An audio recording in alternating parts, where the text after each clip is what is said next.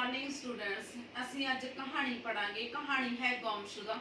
ਗੁੰਮਸ਼ੁਦਾ ਕਹਾਣੀ ਹੈ ਜਿਹੜੀ ਉਹ ਕਿਰਪਾਲ ਕਜ਼ਾਕ ਦੀ ਲਿਖੀ ਹੋਈ ਹੈ। ਜੇ ਅਸੀਂ ਕਹਾਣੀ ਦੇ ਵਿਸ਼ੇ ਦੀ ਗੱਲ ਕਰੀਏ ਤਾਂ ਕਹਾਣੀ ਦੇ ਵਿਸ਼ੇ ਦੇ ਵਿੱਚ ਦਲਿਤ ਵਰਗ ਦੇ ਜਿਹੜੇ ਕਾਮ ਤ੍ਰਿਪਤੀ ਮਤਲਬ ਮਨੁੱਖੀ ਜੀਵਨ ਨੂੰ ਪੇਸ਼ ਕੀਤਾ ਗਿਆ। ਠੀਕ ਹੈ, ਮਤਲਬ ਉਹਨਾਂ ਦੇ ਅੰਦਰ ਜਿਹੜੀ ਦੰਭ ਬਦਲੇਖੋਰੀ ਦੀ ਭਾਵਨਾ, ਉਹਨਾਂ ਦੀਆਂ ਭਾਵਨਾਵਾਂ ਨੂੰ ਪੇਸ਼ ਕੀਤਾ ਗਿਆ। ਠੀਕ ਹੈ, ਕਹਾਣੀ ਦੇ ਵਿੱਚ ਅਸੀਂ ਕੀ ਦੇਖਦੇ ਹਾਂ? ਸਭ ਤੋਂ ਪਹਿਲਾਂ ਪਾਤਰਾਂ ਦੀ ਗੱਲ ਕਰੀਏ ਤਾਂ ਪ੍ਰਮੁੱਖ ਪਾਤਰ ਆਉਂਦਾ ਨੰਨਾ ਨਾਥ।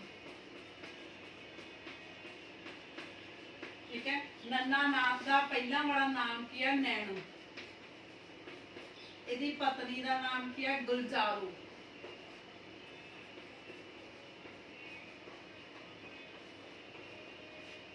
ठीक है, एक इहदा नन्ने नाथ का बाप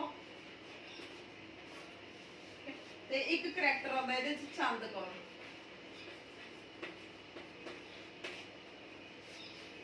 ਹੁਣ ਅਸੀਂ ਕਹਾਣੀ ਦੀ ਗੱਲ ਕਰਦੇ ਹਾਂ। ਕਹਾਣੀ ਵਿੱਚ ਅਸੀਂ ਸਭ ਤੋਂ ਪਹਿਲਾਂ ਗੱਲ ਕਰਦੇ ਹਾਂ ਵੀ ਨੰਨਾ ਨਾਥ ਦਾ ਪਰਿਵਾਰ ਕਿੱਦਾਂ ਦਾ ਸੀ। ਜੇ ਅਸੀਂ ਨੰਨਾ ਨਾਥ ਦੇ ਪਰਿਵਾਰ ਦੀ ਗੱਲ ਕਰੀਏ ਤਾਂ ਉਹ ਇੱਕ ਬੇਜ਼ਮੀਨੇ ਜੱਟ ਦਾ ਡਰਾਊ ਪੁੱਤ ਸੀ। ਠੀਕ ਹੈ, ਉਹਨੇ ਆਪਣੇ ਪਿਓ ਦਾ ਨਾਮ ਕੀ ਸੀ? ਲਾਭਾ। ਉਹਨੇ ਆਪਣੇ ਪਿਓ ਦੇ ਜਿਹੜਾ ਪਿਓ ਸੀ ਉਹਦਾ ਉਹ ਅਮਲੀ ਸੀ। 5 ਧੀਆਂ ਤੋਂ ਪਿੱਛੋਂ ਜਿਹੜਾ ਨੰਨਾ ਨਾਥ ਦਾ ਜਨਮ ਹੋਇਆ ਸੀ। ਘਰ ਦੇ ਵਿੱਚ ਬਹੁਤ ਜ਼ਿਆਦਾ ਗਰੀਬੀ ਸੀ ਤੇ ਉਹ ਬੁੜੇ ਕਲਾਲ ਦਾ ਸਿਰੀ ਬਣਿਆ ਹੋਇਆ ਸੀ। ਠੀਕ ਹੈ, ਇੱਕ ਇਹਦੇ ਵਿੱਚ ਕਰੈਕਟਰ ਆਉਂਦਾ ਬੁੜਾ ਕਲਾਲ। ਬੁੜੇ ਕਲਾਲ ਦੇ ਅੰਡਰ ਕੰਮ ਕਰਦਾ ਸੀ ਸਿਰੀ ਬਣ ਕੇ।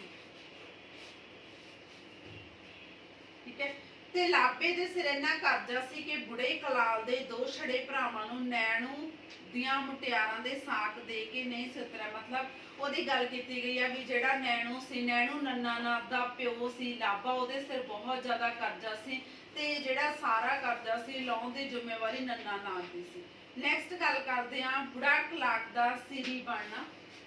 ਬੁੜਾ ਕਲਾਲ ਦਾ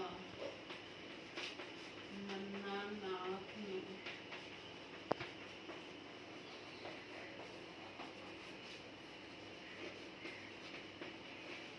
ਸਿਰੀ। ਕਹਾਣੀ ਦੇ ਵਿੱਚ ਇੱਕ ਦੇਖੀਏ ਜੇ ਬੁੜਾ ਕਲਾਲ ਮਤਲਬ ਨੰਨਾ ਨਾਥ ਨੂੰ ਸਿਰੀ ਬਣਾ ਲੈਂਦਾ। ਕਿਉਂ? ਕਿਉਂਕਿ ਉਹਦਾ ਜਿਹੜਾ ਪਿਓ ਦਾ ਕਰਜ਼ਾ ਸੀ ਉਹ ਵਾਪਸ ਕਰਨ ਵਾਲਾ ਸੀ। ਜਿਹੜਾ ਉਹਦਾ ਪਿਓ ਸੀ ਉਹ ਬਹੁਤ ਜ਼ਿਆਦਾ ਅਮਲੀ ਸੀ, ਕੰਮਕਾਰ ਕਰਦਾ ਨਹੀਂ ਸੀ ਤੇ ਜਿਹੜੇ ਸਾਰੇ ਕਰਜ਼ੇ ਦੀ ਜ਼ਿੰਮੇਵਾਰੀ ਸੀ ਉਹ ਨੰਨਾ ਨਾਥ ਦੇ ਸਿਰ ਸੀ। ਨੈਕਸਟ ਹੈ ਹਰਿਦੁਆਰ ਪਹੁੰਚਣਾ।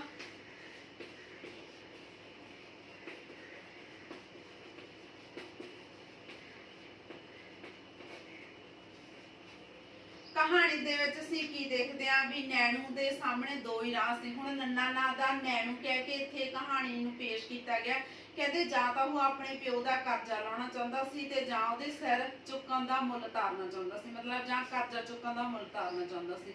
ਇਸ ਤੋਂ ਬਾਅਦ ਉਹ ਪਲੇਟਫਾਰਮ ਦੇ ਸਾਧਾਂ ਦੀ ਟੋਲੀ ਦੇ ਕੋਲੇ ਜਾ ਕੇ ਬੈਠ ਗਿਆ। ਫਿਰ ਉਸ ਤੋਂ ਬਾਅਦ ਉਹ ਸਟੇਸ਼ਨ ਪੁੱਜਾ, ਹਰਿਦੁਆਰ ਸਟੇਸ਼ਨ ਦੇ ਉੱਤੇ ਪੁੱਜਾ ਤੇ ਉੱਥੋਂ ਉਹ ਇੱਕ ਸਾਧ ਦੇ ਕੋਲੇ ਚਲੇ ਗਿਆ ਤੇ ਮੱਠ ਵਿੱਚ 20 ਨਾਗੇ ਸਨ ਜਿਨ੍ਹਾਂ ਨੇ ਤੇੜ ਲੰਗੋਟ ਤੇ ਭੂਰੇ ਲਏ ਸਨ। ਮਤਲਬ ਸਾਧ ਦੀ ਗੱਲ ਕੀਤੀ ਗਈ ਵੀ ਉਹਨਾਂ ਦੇ ਲੰਗੋਟ ਪਾਏ ਹੋਏ ਸੀ ਤੇ ਉਹਨਾਂ ਦੇ ਉੱਤੇ ਭੂਰੇ ਲਏ ਹੋਏ ਸੀ। ਠੀਕ ਹੈ, ਜਿੱਥੇ ਹਰਿਦੁਆਰ ਦੇ ਵਿੱਚ ਪੁੱਜਾ ਸੀ। ਉਸ ਤੋਂ ਬਾਅਦ ਜਿਹੜੀ ਡੇਰੇ ਦੇ ਵਿੱਚ ਉਹ ਪੁੱਜਾ ਸੀ ਉੱਥੇ ਸਵੇਰ ਸ਼ਾਮ ਲੰਗਰ ਪੱਕਦਾ ਸੀ। ਸਾਧ ਦੇ ਡੇਰੇ ਦੇ ਵਿੱਚ ਜਿਹੜੇ ਸਾਧ ਸੀ ਉਹ ਭੋਜਨ ਪਰੋਸ ਕੇ ਖਾਂਦੇ ਸੀ ਤੇ ਭੋਜਨ ਪਰੋਸਣ ਤੋਂ ਬਾਅਦ ਜਿਹੜੇ ਚੇਲੇ ਸੀ ਆਪ ਭੋਜਨ ਛਕਦੇ ਸੀ। ਮਤਲਬ ਉਹਨਾਂ ਦੀ ਜਿਹੜੀ ਸਾਰੀ ਨੈਣੂ ਦੀ ਭੁੱਖ ਸੀਗੀ ਉਹ ਇਹਨਾਂ ਦੇ ਡੇਰੇ ਦੇ ਵਿੱਚ ਆ ਕੇ ਖਤਮ ਹੋ ਜਾਂਦੀ ਸੀ। ਨੈਕਸਟ ਹੈ ਨੈਣੂ ਤੋਂ ਨੰਨਾ ਨਾਥ ਬਣਨਾ।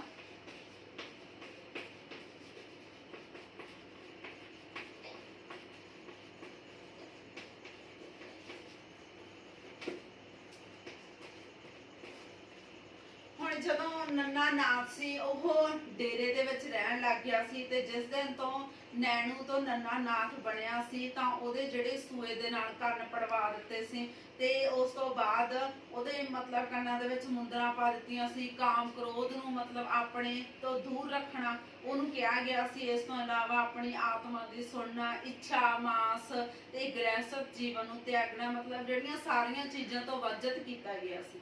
ਨੈਕਸਟ ਹੈ ਤਕੀਏ ਤੇ ਡੇਰੇ ਲਾਉਣਾ।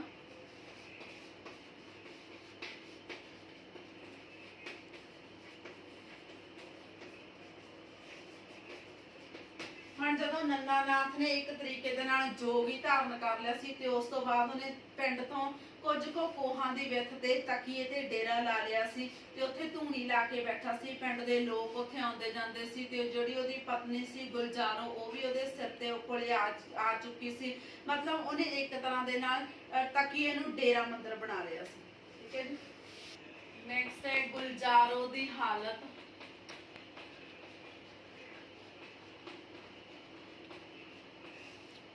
ਹੁਣ ਨੰਨਾ ਨਾਥ ਨੈਣੂ ਦੀ ਪਤਨੀ ਸੀ ਜਿਹੜੀ, ਉਹ ਗੁਲਜ਼ਾਰੋ ਸੀ। ਜਦੋਂ ਗੁਲਜ਼ਾਰ ਨੂੰ ਆਪਣੀ ਪਤੀ ਬਾਰੇ ਪੁੱਛਿਆ ਵੀ ਉਹਨੇ ਤਕੀ ਦੇ ਉੱਤੇ ਡੇਰਾ ਲਾ ਲਿਆ ਤਾਂ ਗੁਲਜ਼ਾਰੋ ਉੱਥੇ ਆ ਜਾਂਦੀ ਆ।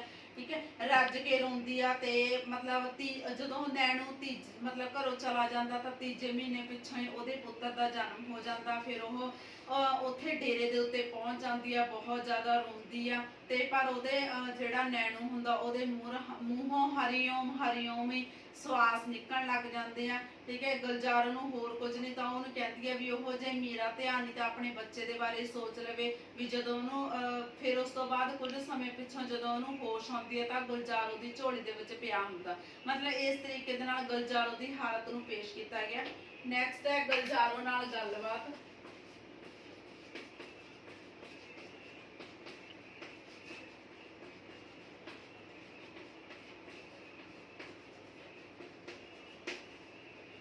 ਕਹਾਣੀ ਵਿੱਚ ਹੁਣ ਕੀ ਦੇਖਦੇ ਆ ਵੀ ਨੰਨਾ ਨਾਥ ਦੀ ਗੁਲਜ਼ਾਰੋ ਦੇ ਨਾਲ ਕੀ ਗੱਲਬਾਤ ਹੁੰਦੀ ਹੈ। ਕਹਿੰਦੇ ਨੰਨਾ ਨਾਥ ਨੇ ਗੁਲਜ਼ਾਰੋ ਨੂੰ ਕਿਹਾ ਕਿ ਉਹ ਕਿਸੇ ਕੋਲ ਭੇਤ ਨਾ ਖੋਲੇ ਤੇ ਖਰਚ ਪੱਠੇ ਤੋਂ ਵੀ ਤੰਗ ਨਾ ਰਹੇ। ਕਹਿੰਦਾ ਜਦੋਂ ਵੀ ਉਹਦਾ ਜੀ ਕਰਿਆ ਕਰੇ ਉਹ ਮੇਰੇ ਕੋਲ ਗੇੜਾ ਮਾਰ ਲਿਆ ਕਰੇ। ਤੇ ਉਹ ਕਹਿਣ ਲੱਗ ਜਾਂਦੀ ਆ ਵੀ ਜਿਹੜੀ ਗੁਲਜ਼ਾਰੋ ਆ ਉਹ ਕਹਿੰਦੀ ਮੈਂ ਲੁੱਕ ਛਿਪ ਕੇ ਤੇਰੀ ਪਤਨੀ ਬਣ ਕੇ ਨਹੀਂ ਰਹਿ ਸਕਦੀ। ਤੇ ਜਿੰਨੇ ਵੀ ਉਹ ਨੋਟ ਦਿੰਦਾ ਵਾ ਨੈਣੂ ਮਤਲਬ ਨੰਨਾ ਨਾਥ ਜਿੰਨੇ ਵੀ ਨੋਟ ਆਪਣੀ ਘਰ ਵਾਲੇ ਨੂੰ ਦਿੰਦਾ ਵਾ ਉਹ ਸਾਰੇ ਨੋਟ ਉਹਦੇ ਮੂੰਹ ਤੇ ਮਾਰ ਕੇ ਚਲੀ ਜਾਂਦੀ। ਠੀਕ ਹੈ, ਨੈਕਸਟ ਗੱਲ ਕਰਦੇ ਆ ਚੰਦ ਕੌਰ ਦਾ ਡੇਰੇ ਆਉਣਾ।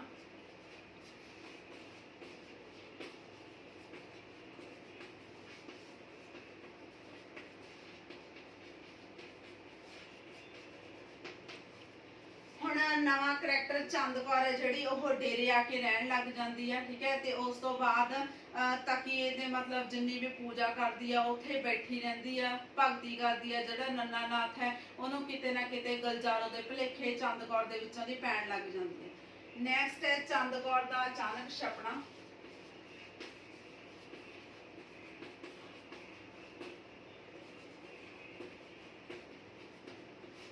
ਹੁਣ ਅਚਾਨਕ ਚੰਦ ਕੌਰ ਡੇਰੇ ਦੇ ਵਿੱਚੋਂ ਚਲੀ ਜਾਂਦੀ ਆ, ਉਹਦਾ ਕੁਝ ਵੀ ਪਤਾ ਨਹੀਂ ਲੱਗਦਾ। ਨੰਨਾ ਨਾਥ ਉਹਨੂੰ ਲੱਭਣ ਦੀ ਕੋਸ਼ਿਸ਼ ਕਰਦਾ ਪਰੰਤੂ ਉਹ ਕਿਤੇ ਵੀ ਨਹੀਂ ਲੱਭਦੀ।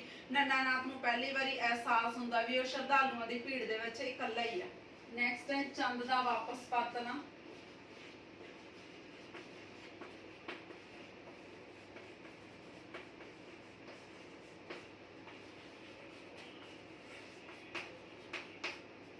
ਕਹਾਣੀ ਵਿੱਚ ਅਸੀਂ ਦੇਖਦੇ ਹਾਂ ਵੀ ਥੋੜੇ ਟਾਈਮ ਬਾਅਦ ਜਿਹੜੀ ਚੰਦ ਕੌਰ ਆ ਉਹ ਵਾਪਸ ਆ ਜਾਂਦੀ ਆ। ਉਹਦੇ ਵਿੱਚ ਬਹੁਤ ਜ਼ਿਆਦਾ ਬਦਲਾਅ ਹੁੰਦੇ ਆ ਤੇ ਉਹ ਮਤਲਬ ਸਿਰ ਦੇ ਉੱਤੇ ਜੂੜਾ ਕਰਨ ਲੱਗ ਜਾਂਦੀ ਆ ਤਾਂ ਕਿ ਇਹਨੂੰ ਜ਼ਿਆਦਾ ਮੰਨਣ ਲੱਗ ਜਾਂਦੀ ਆ। ਉਹਦੇ ਵਿੱਚ ਇੰਨੀ ਤਬਦੀਲੀ ਆ ਜਾਂਦੀ, ਉਹਦੀ ਆਵਾਜ਼ ਦੇ ਵਿੱਚ ਗੜਸ ਪੈਦਾ ਹੋ ਜਾਂਦਾ, ਅੱਖਾਂ ਦੇ ਵਿੱਚ ਰੋਹਬ ਆ ਜਾਂਦਾ। ਇਹ ਦੇਖ ਕੇ ਜਿਹੜੇ ਪਿੰਡ ਦੇ ਲੋਕ ਨੇ ਉਹ ਵੀ ਬਹੁਤ ਜ਼ਿਆਦਾ ਹੈਰਾਨ ਪਰੇਸ਼ਾਨ ਹੋ ਜਾਂਦੇ। ਠੀਕ ਹੈ ਜੀ।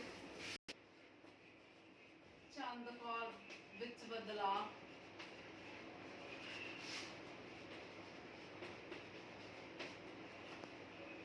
ਜਦੋਂ ਵਾਪਸ ਪਰਤਦੀ ਹੈ ਚੰਦ ਕੌਰ ਤਾਂ ਉਹਦੇ ਵਿੱਚ ਬਹੁਤ ਜ਼ਿਆਦਾ ਬਦਲਾਅ ਆਏ ਹੁੰਦੇ ਆ। ਉਹਦੇ ਸਿਰ ਤੇ ਜੂੜਾ ਹੁੰਦਾ, ਗਲ ਦੇ ਵਿੱਚ ਗਾਨੀ ਪਾਈ ਹੁੰਦੀ ਆ, ਬੀੜੀਆਂ ਦੇ ਵਿੱਚ ਮਤਲਬ ਹੱਥਾਂ ਦੇ ਵਿੱਚ ਕੜੇ ਪਾਏ ਹੁੰਦੇ ਆ ਤੇ ਮੂੰਹ ਤੋਂ ਮਤਲਬ ਉਹ ਬੁਲੇ ਸੋਨਹਾਲ ਦੇ ਜਕਾਰੇ ਲਾਉਂਦੀ ਹੁੰਦੀ ਹੈ। ਨੈਕਸਟ ਗੱਲ ਕਰਦੇ ਆ ਡੇਰਾ ਛੱਡਣਾ। ਇਹ ਟਾਈਮ ਬਾਅਦ ਹੀ ਜਿਹੜਾ ਨੰਨਾ ਨਾਥ ਉਹ ਵੀ ਡੇਰਾ ਛੱਡ ਦਿੰਦਾ ਤੇ ਉਸ ਤੋਂ ਬਾਅਦ ਕੰਨਾਂ ਦੇ ਵਿੱਚੋਂ ਮੁੰਦਰਾਂ ਲਾ ਦਿੰਦਾ ਤੇ ਹੰਬੜਾ ਮਾਰ ਕੇ ਜਟਾਵਾਂ ਨੂੰ ਜੂੜੇ ਦੇ ਵਿੱਚ ਬੰਨ ਲੈਂਦਾ ਤੇ ਆਪਣੇ ਅੰਦਰ ਇੱਕ ਅਥਾਹ ਬਲ ਮਹਿਸੂਸ ਕਰਦਾ। ਉਹਨੂੰ ਗੁਲਜ਼ਾਰੋ ਦੀ ਯਾਦ ਆਉਣ ਲੱਗ ਜਾਂਦੀ ਆ। ਚੰਦ ਕੌਰ ਵੀ ਤਕੀਏ ਨੂੰ ਛੱਡ ਕੇ ਚਲੀ ਜਾਂਦੀ ਆ ਤੇ ਅਗਲੇ ਹੀ ਪਲ ਉਹਨੇ ਵਛੇਰੇ ਦੇ ਪੈੜ ਖੋਲ ਦਿੱਤੇ ਜਾਂਦੇ ਆ। ਠੀਕ ਹੈ, ਨਾ ਉਹਨੂੰ ਕਿਤੇ ਚੰਦ ਕੌਰ ਦਿਸਦੀ ਆ ਨਾ ਉਹਨੂੰ ਕਿਤੇ ਗੁਲਜ਼ਾਰੋ ਦਿਸਦੀ ਆ। ਮਤਲਬ ਉਹ ਦੋਨਾਂ ਨੂੰ ਛੱਡ ਕੇ ਹੁਣ ਤਕੀਏ ਨੂੰ ਛੱਡ ਕੇ ਵੀ ਵਾਪਸ ਆਪਣੇ ਗ੍ਰਸਤੀ ਜੀਵਨ ਦੇ ਵਿੱਚ ਜਾਣਾ ਚਾਹੁੰਦਾ। ਜਦੋਂ ਉਹ ਦੌੜ ਕੇ ਬਾਹਰ ਆ ਜਾਂਦਾ ਤੇ ਉਸ ਤੋਂ ਬਾਅਦ ਉਹਨੂੰ ਮਤਲਬ ਕਿਤੇ ਨਾ ਕਿਤੇ ਗੁਲਜ਼ਾਰੋ ਦੀ ਯਾਦ ਆਉਂਦੀ ਆ, ਆਪਣੇ ਪੁੱਤਰ ਨੂੰ ਯਾਦ ਕਰਨ ਲੱਗ ਜਾਂਦਾ ਤੇ ਜਦੋਂ ਉਹ ਚੰਦ ਕੌਰ ਨੂੰ ਵੀ ਦੇਖਦਾ ਮਤਲਬ ਚੰਦ ਕੌਰ ਵੀ ਉਹਨੂੰ ਕਿਸੇ ਪਾਸੇ ਵੀ ਦਿਖਾਈ ਨਹੀਂ ਦਿੰਦੇ ਤੇ ਜਦੋਂ ਅਚਾਨਕ ਰੁੱਖਾਂ ਦੀ ਮਤਲਬ ਝਿੜੀ ਦੇ ਵਿੱਚ ਥੋੜਾ ਜਿਹਾ ਖੜਾਕ ਹੁੰਦਾ ਤੇ ਉਹਨੂੰ ਲੱਗਦਾ ਵੀ ਗਲਜਾਰੋ ਵਾਪਸ ਆ ਗਈ। ਕਹਿੰਦੇ ਰੁੱਖਾਂ ਦੀ ਸੰਘਣੀ ਝਿੜੀ ਦੇ ਵਿੱਚ ਜਿਹੜਾ ਬਛੇਰਾ ਸੀ ਉਹ ਕੱਲਾ ਹੀ ਬੇਖੌਫ ਹੋ ਕੇ ਖੜਾ ਸੀ। Thank you.